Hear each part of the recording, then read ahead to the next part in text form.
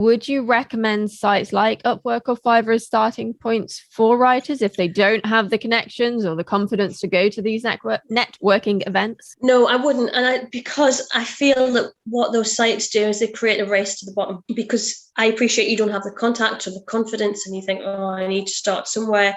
And it looks on paper like this is a good opportunity, but you're doing yourself a disservice, but you're doing your fellow writers a disservice and anybody else who comes after you, because what you're saying to the clients is, yeah, I'll work really hard for you, like a skivvy, and you don't have to pay me very much. And the other thing that does is that creates resentment, because if somebody says to you, I'm going to pay you a $5, can you write me a 500-word blog?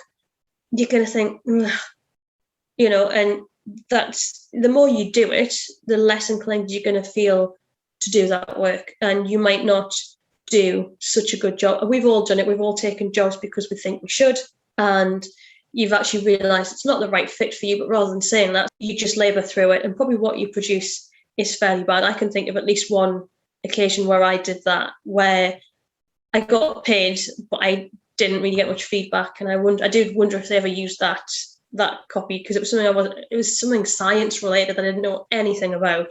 I thought I should do it. So I just think it just doesn't help anybody. From a customer's point of view, I can understand the appeal of something like that, because you want to save money.